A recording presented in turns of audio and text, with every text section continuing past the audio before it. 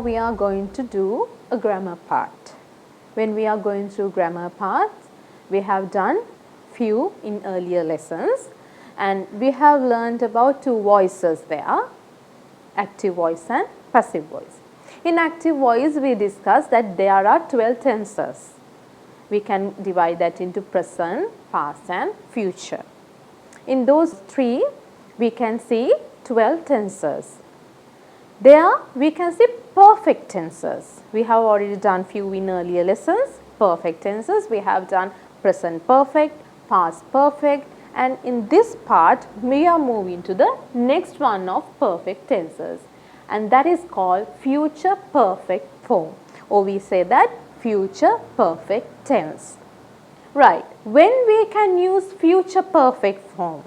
We know that future is not something that we have already in our life. It is going to happen in the future, that's been in another time of our lives. We can't tell something correctly what is going to happen in the future. We can just think these kind of actions can be happen in the future, but we can use different tenses to give future ideas. In that case, here we are going to learn future perfect form. What kind of situations or what kind of ideas can be given using future perfect forms? Let's see. We use the future perfect to say how long. That means any action, how long that is going to happen, right? How long for an action that starts before. Start before and continues. Start before and continues to another action of time in the future. That means this action is going to happen in future. It's going to happen, it is going to start and continuous, and we are talking in this future perfect until another action happens in future, what is happening to the particular action. So in future perfect, we use the future perfect to say how long for an action that starts before and continues up to another action or time in the future. Right. When we are going through the tenses, we know that there are structures of these tenses. There is a way of telling these tenses, or there is a flow of talking or writing these sentences. Here, let's go through the structure of future perfect form. In active voice, we know normally the subject comes first. Normal structure of active voice is subject, verb, object. It differs according to the tense. In future perfect tense, same as in another active voices, first we take the subject. Because this is active voice, we have to take the subject or the doer of an action first. Then, to show that this is future, this is happening in the future, we have to take the word will. From this word will, we can show that this action is going to happen in the future. Then to express that this is happening something in the future and this comes under perfect tenses, we have to use have, has, had, something like that. But we are talking about future perfect tense, so here we take will plus have, not has or had. Here, with any subject, even though the subject is plural or singular, we have to use will to show that this is future, and to say this is future perfect, we have to use will plus have. Then, we have to use verb in past participle, because in perfect tenses, we use the verb in past participle. Finally, you can write the object if it is mentioned, or if you want to mention the object. So, when we go through that, first we have to write the subject in future perfect tense, then we have to mention will plus have, or we can say will have. Then in the third place, we can see the verb in past participle. In the fourth place, we can see the object. So, this is the structure of future perfect form. Let's go to some examples, then you can get an idea. He will have left by the time you go to see him. He will have left. He is the subject here. As I said earlier, we have to write will have as the second part. Then left, the past participle of leave.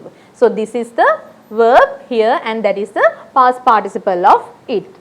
Subject will have, then verb in past participle. He will have left by the time you go to see him. We are talking about this action when it is started and continuous until this action happens, as we discussed earlier.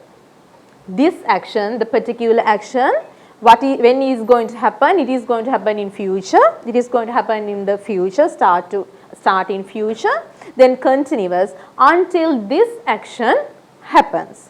Right, let's move to the next one. He will not have left by the time you go to see him. Now here we discuss about an idea which gives positive idea. Positive idea. He will have left. It gives a positive idea. Just imagine you want to give a negative idea. How you can turn future perfect positive idea into negative idea. Let's see. He will not have left. He will not have left. Again the subject is there. Then will, earlier we used will have together. But to show that this is negative, we can use will not have left. Will not have left, or we can use this together, won't. Won't have left. Will not have left. Right? Then again the verb in past participle. Right. Then the question form of the same thing. Question form. When we ask a question in future perfect form, we have to take the word will front. Okay, here we can see that. Will, then after that we can use the subject. Will he have left by the time you go to see him? Then end of the sentence we have to put a question mark. So here will, then subject, then you have to write have. After that you can write the verb in past participle. So this is the way of making sentences in future perfect form.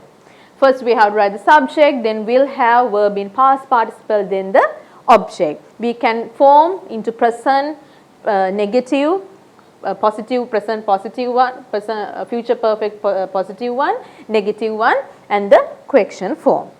Right. Now we have learnt about future perfect form. Let's go to the activity or the exercise and try to learn more about that. Complete the following blanks using the future perfect form. Let's go to the first example. By this time tomorrow, I blank complete my report. Here the verb is given as complete and we have to turn that into future perfect form. So we know what is the structure of future perfect form. First we have to write the subject, then will have, then the verb in past participle. So here we are going to write it like, by this time tomorrow, I will have completed my report. Let's see the answer. It is will have completed, because first we have to write the subject, then will have, then the verb in past participle. Okay, then the second one. It is 6 o'clock. He blank not finish the work by 6:30. Here this is not the positive idea, it gives a negative idea, so we want to add not. So how we are going to add it? We have to write the subject first, then will plus not, then only have, then subject will have not, then the verb in past participle. So the verb is finish, the past participle of finish is finished. So we can write the answer as he will not have finished the work by 6:30. Will not we can write in short form as we discussed earlier. Will not we can write as won't. So we can go like he won't have finished the work by 6:30. Here won't, the same pronunciation as W-A-N-T, won't, but the letters, the spellings are different. It is W-O-N apostrophe T, will not short form. Then he won't have finished the work by 6:30. Right. Next one. By 7 o'clock the kids, the verb is given as fall, then asleep. So, this is the subject, then we have to add will have, then past participle of fall, then asleep. The answer is by 7 o'clock the kids will have, the past participle of fall is fallen, then kids will have fallen asleep. Right. The fourth one, by next year my father, the verb is given as obtain his promotion. So, here my father is the subject, we have to add will have, then the verb, past participle, the obtain, past participle is obtained. So, here we can see my father will have obtained his promotion. Right. Last one, my mother blank cleaned the kitchen soon after lunch. So, the verb is given as clean. So, we have to write this in past participle. So, we have to make the sentence like my mother plus will have, then the verb past participle clean, past participle is cleaned. So, the answer comes like my mother will have cleaned the kitchen soon after lunch. So, this is how we have to form future perfect tense. The tense and structure is subject, will have, verb past participle, then object, and we went through some examples. And if the verb is given like this in a paper or a question, you have to form that according to the structure. If the negative is there, you can add not. If the question is there, you can take will front and the same structure goes then. So, like that we can give some ideas about future using future perfect tense. Now, we are going to start activity 7. Let's move to activity 7. What we have to do here? Read the following text and complete the table. Right. There is a table end of this one. So, first we have to go through this text and we have to point some special parts here. Then finally, we can fill the table. Right. Let's go through this text. History tells us about many great people in the world. They have made a name for themselves in different fields of study. Leonardo Da Vinci. So, when we read this name, you know who is he. Leonardo Da Vinci is a well-known person who lived very long ago in this world. So, in this text, we are talking about Leonardo Da Vinci. Is one such person worth mentioning? So, there are many people, there were many people in this world, but we don't talk about each and every person, even we don't know about each and every person. But even though many years passed, there are few people in this world, still there are situations we have to talk about them. Still they have value about their lives. So, still we are talking about those people, and Leonardo Da Vinci is one of those persons. So, born on April 15, 1452. He was born on April 15, 1452 in Vinci, Italy. His hometown is Vinci and the country is Italy. Da Vinci is known in the world as an exceptional artist. So, these are the main things what he has done and what he is famous for. He is an artist, mathematician, inventor, writer, sculptor, draftsman, etc. Not only these things, there are many special things that we have to talk when we are talking about Leonardo Da Vinci. His knowledge of science and nature.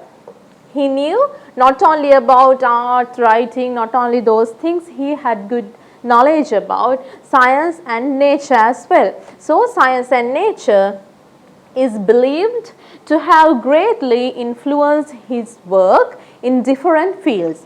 Though he is engaged in different fields, he has used his science and nature knowledge when he is doing these kind of works, his creations. The world famous paintings such as Mona Lisa, Virgin of the Rocks and The Last Supper are among his great works. Still people, they are searching the ideas of these kind of pictures, these kind of creations of Leonardo da Vinci. Even though the drawing is simple, it gives different ideas. There is a hidden meaning, hidden message those in his creations. People believe that those are, even though those are very simple pictures, when we see them, they have secret messages. So these are the few very famous creations done by Leonardo da Vinci: Mona Lisa, Virgin of the Rocks and the Last Supper. Okay.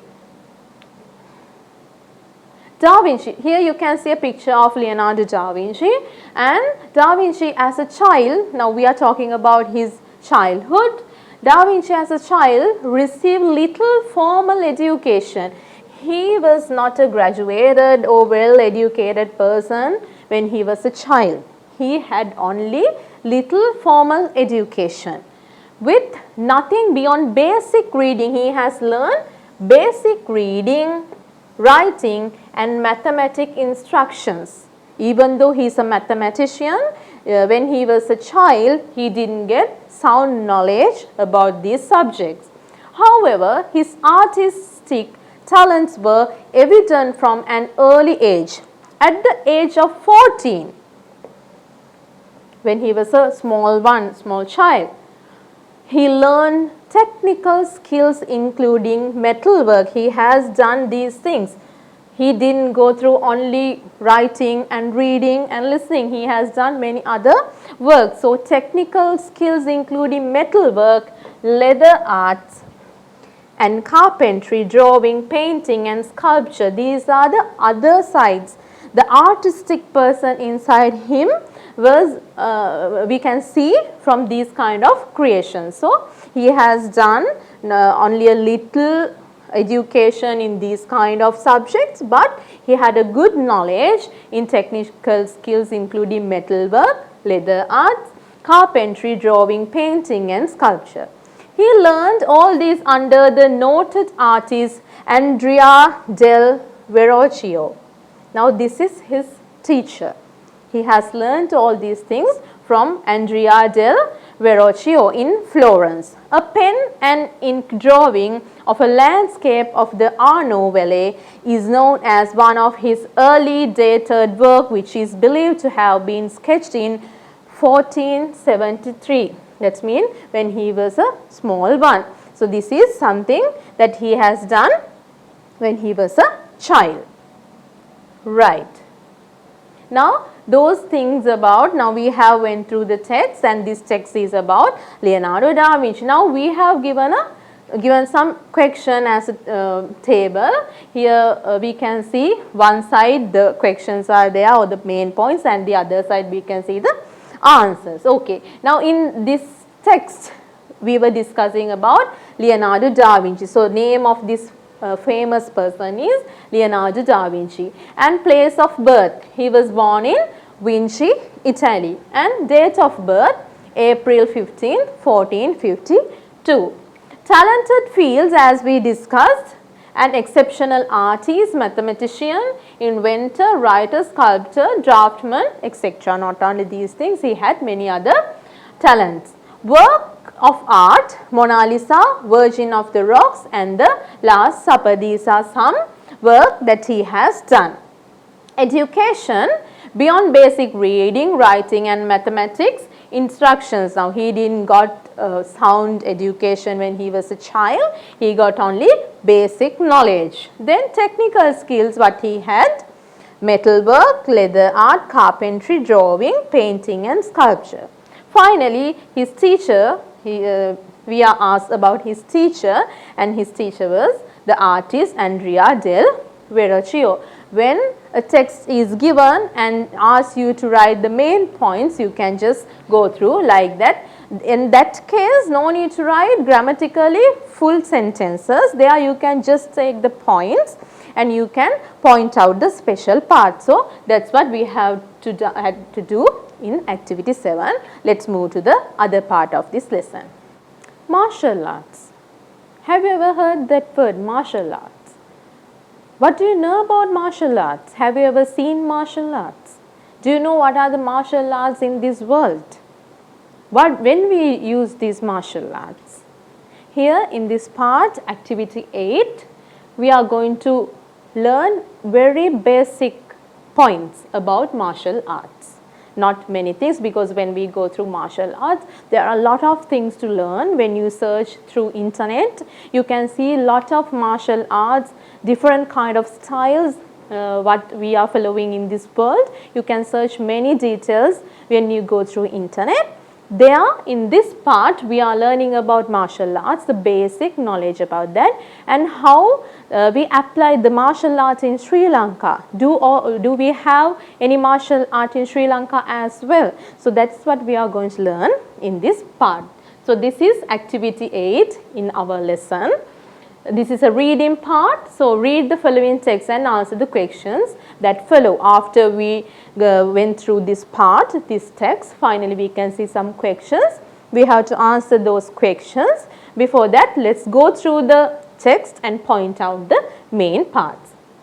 The topic is martial arts. Martial art is a form of combat or a fight, a war, something like that, a fight. So here we have started it as martial art, the lesson also about art. When we were starting this lesson, we discussed that art is not only drawing. When we hear the word art, just the first idea what comes to our mind is drawing or something like that. But art is a huge topic. It's a huge topic. We have to learn many things. So martial arts also comes under art. So here it says martial art is a form of combat. It's combat, fighting, or when we have some situations like that, then only we can use martial arts. Right. A traditional form of art. It's a traditional form of art. That means martial arts comes as a tradition. It is coming from generation to generation. So it's a traditional form of art found among different nations.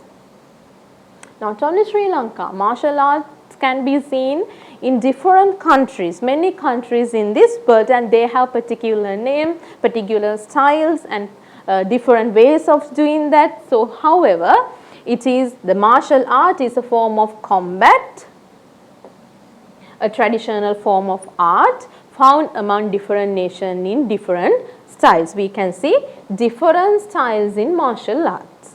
Okay, this is practiced for self-defense. It is not there to go and fight with someone actually. Even though we use that in combat, we use martial arts to protect ourselves, not to harm any other person.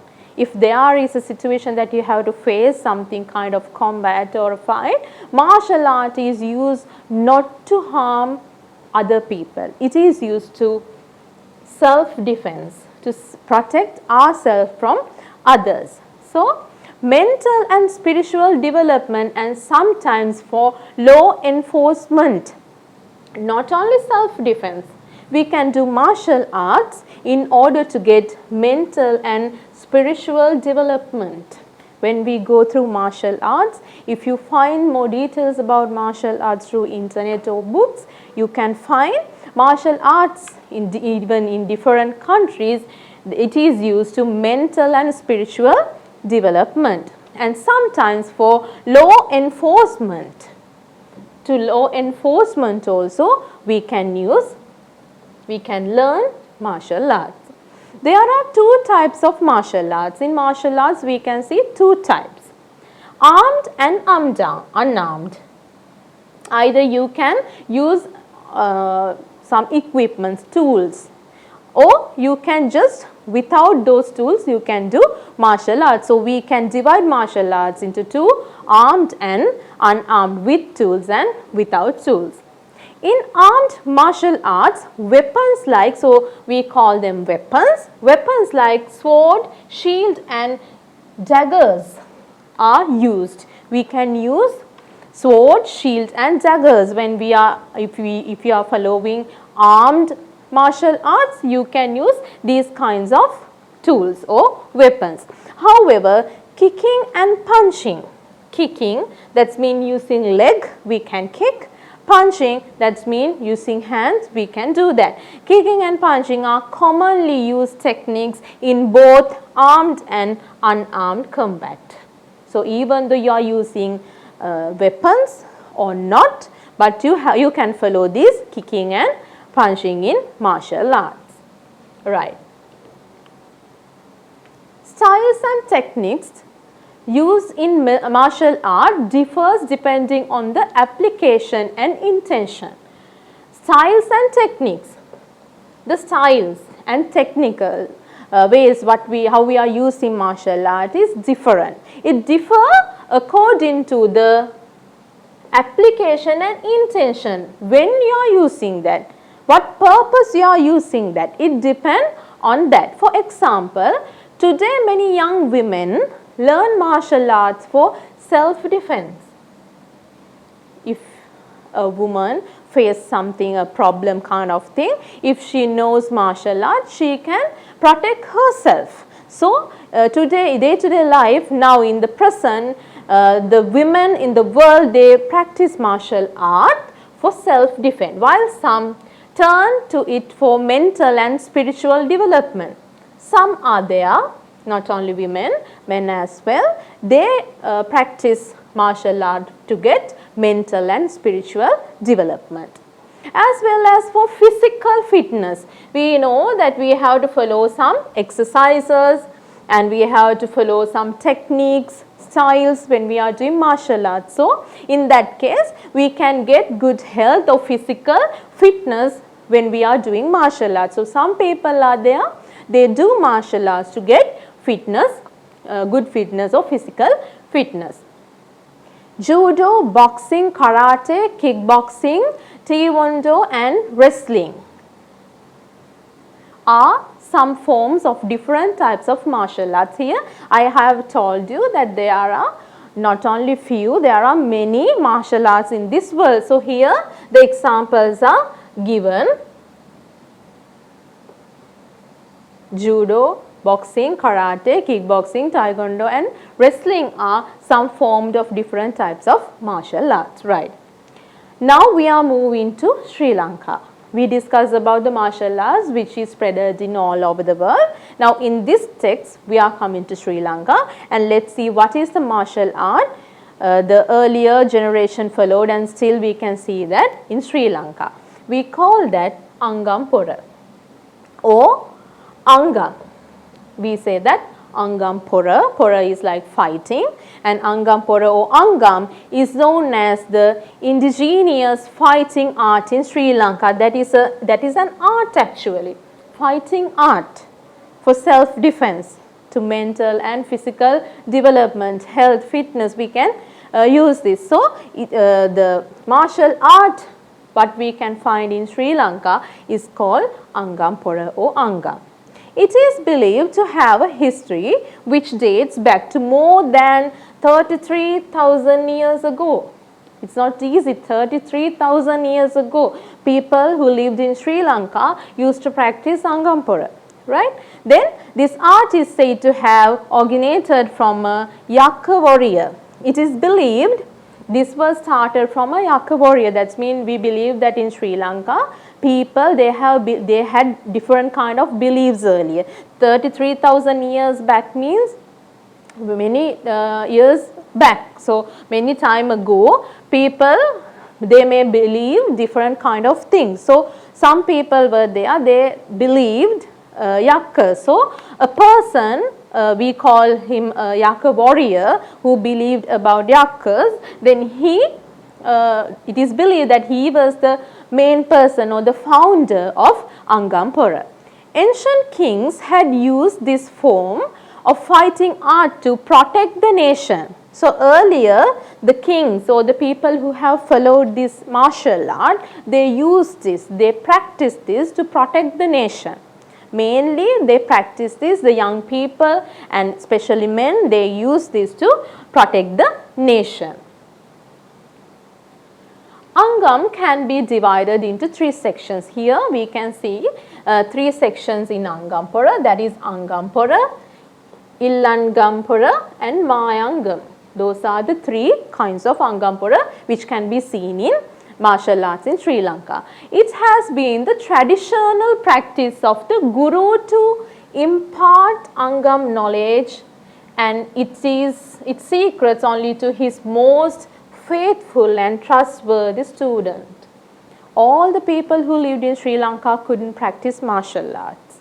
The people who followed martial arts, it came to generation through families, as well as a guru, we call that a teacher, to impart Angam knowledge. The Angam knowledge what he has gained, he can pass that or give that, teach that, the secret ways of Angam to a faithful and trustworthy student.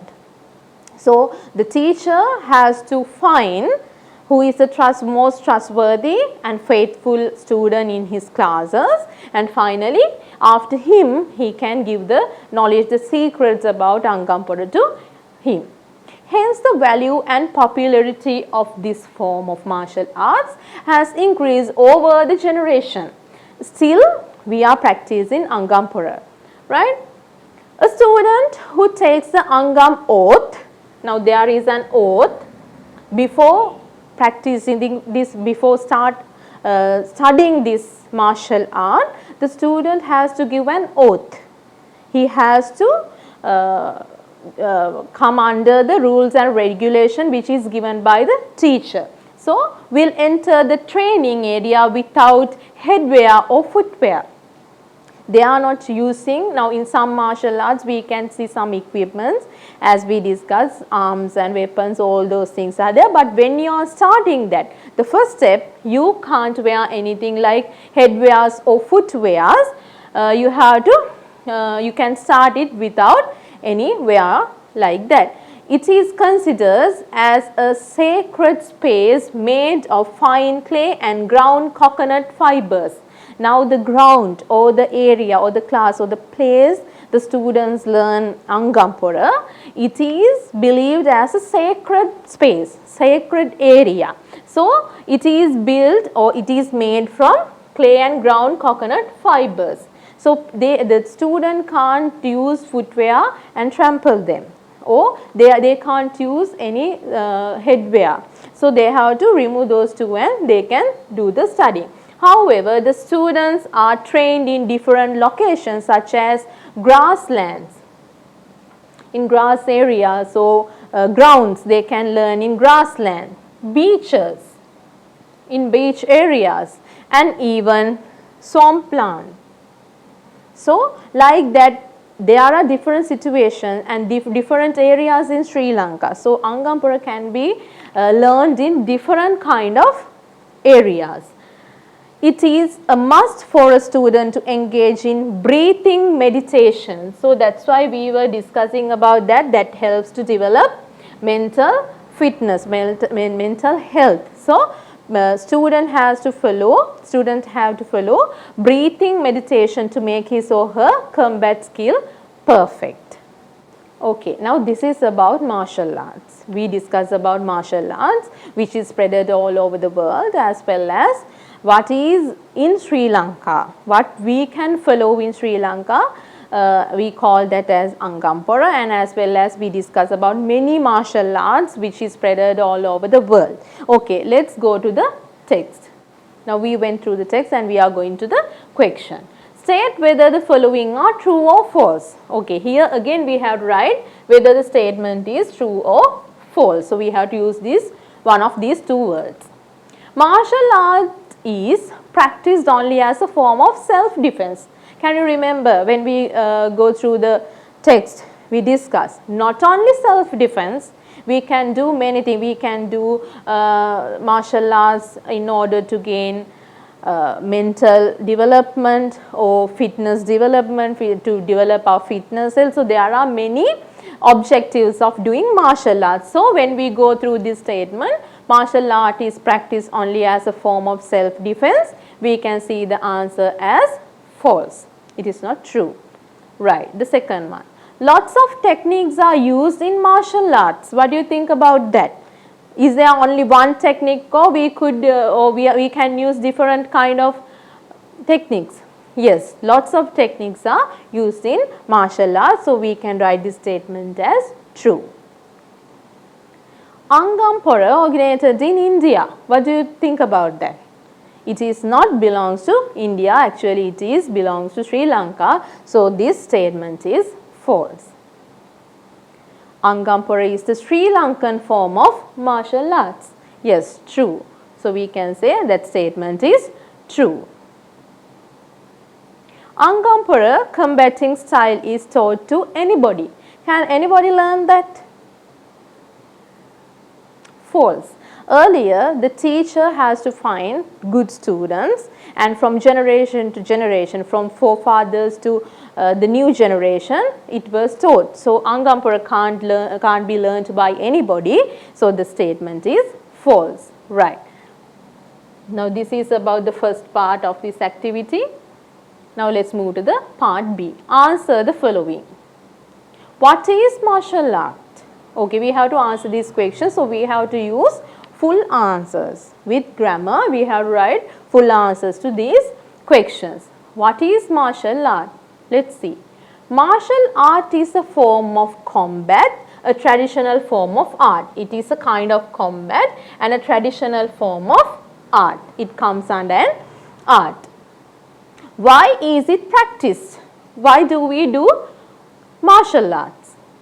This is practice for self-defense, mental and spiritual development, and sometimes for law enforcement. So, that is the answer. Here you can see the questions are given in present tense. So, when we are answering the questions, we have to use present tense, right? Okay. Then, not only that, today many young women learn martial arts for self-defense, while some turn to it for mental and spiritual development as well as for physical fitness. It is more explanation about that point. What are the types of martial arts found in the world? We discuss about them. Here, these are the martial arts what we can see in this world. Judo, boxing, karate, kickboxing, taekwondo and wrestling are some forms of different types of martial arts found in the world. Right. Okay, then let's move to the next one of this exercise, that is C. Find and write the information asked about Angampura. Right. Here these are the points asked. Now in earlier part B, for the questions we gave full answers with grammar parts, because if we are asked to give full answers, so at that time we can't just put the short answers, we have to write the full answers with correct grammar. Here it is asked only the basic information, point wise. So here we can write only the points, no need of using grammar. Practice in different style. We can practice Angampura in different styles. Originated in the period was back to more than 33,000 years. So that is the time period. Originated from a Yakka warrior as we discussed. Major sections Angampura, Illangampura and Mayangam. Then number of weapon used, 3 weapons were used there.